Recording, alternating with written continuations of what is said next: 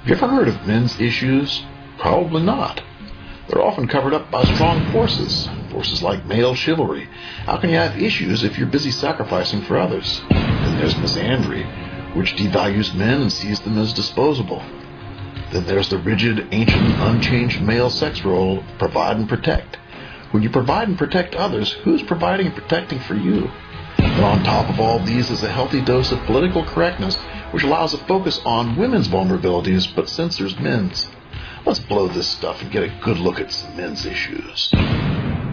People often assume that men's issues are all about power, but really they're about death and emotional pain. In our culture, a man's emotional pain is taboo. War dead, 98% men. Imagine if that number were any other group. There'd be outrage. Men are disposable. Uncle Sam only forces the boys to sign up for selective service, and if they don't, it's a $250,000 fine and or 5 years in prison. Suicide is 80% men and boys. Men comprise 93% of all workplace deaths. Men die 5 years earlier than women, and they die earlier and more often from every major cause of death. Doesn't it seem odd that the U.S. government focuses on women's health and doesn't have a single national office for men's health issues? Over 1 million baby boys undergo painful, destructive, and unnecessary circumcisions each year. All circumcisions of girls are against the law, without exceptions for cultural or religious practices. When families divorce and custody is contested, mothers get sole custody 83% of the time, while fathers get sole custody 8%. David Harris, John Bobbitt, and Matthew Winkler. These are names of men who were victims of domestic violence and were killed or maimed by their female partners. This happens more often than people think. Research tells us that men comprise 38% of the injured victims of domestic violence, but receive none of the billions of dollars of services offered to women. Reproductive rights? Men have none.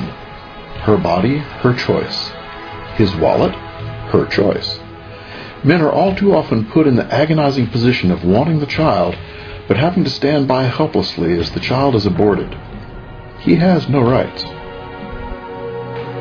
Paternity fraud is when the mother falsely names a man to be the biological father and pay for her child, even though the mother knows or suspects that he's not really the biological father.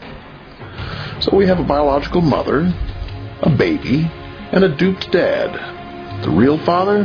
He's not even in the picture. This leaves a family living a lie and is particularly hurtful to the men and their children.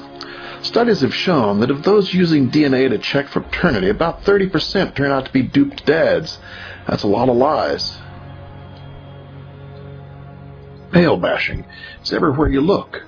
Let's take a couple of examples of male bashing featuring sexual violence against men in commercials. The first is a FedEx commercial where Burt Reynolds is kicked in the crotch by a bear.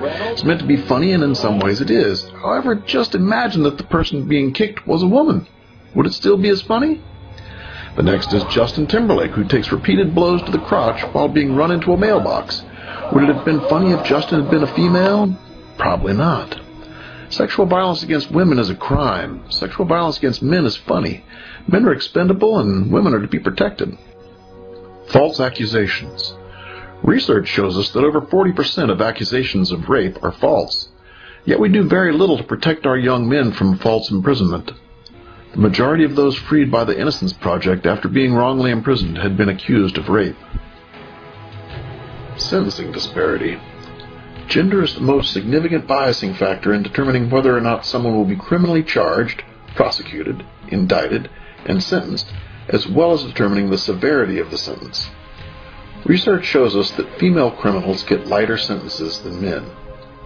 In bank robbery, women get 20% smaller sentences, which is double the well-publicized bias due to race.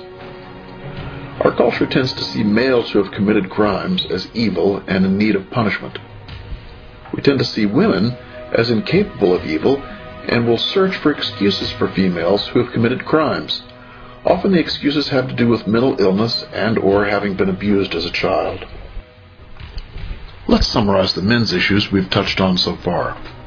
War dead, selective service, suicide, workplace, longevity and health, divorce custody, domestic violence, reproductive rights, circumcision, fraternity fraud, male bashing, false accusations, sentencing disparity. We've still left out some important issues such as Title IX, which has killed over 800 men's college sports teams. Disparity in health funding, where female-specific health issues receive far more funding than male-specific problems. Boys in schools, where boys are lagging in achievements and in college enrollment and graduation, and our legislators sit on their hands. The lack of male-friendly men's studies courses in college and universities to give our young men understanding and ownership of the many good things about being male. This is just an introduction into the way our societal forces of chivalry, misandry, and provide and protect focus energy and resources on women's needs while obscuring and ignoring the needs of men. If you'd like to learn more about these issues and lend a hand in bringing balance to a sexist system, have a look at the following web resources.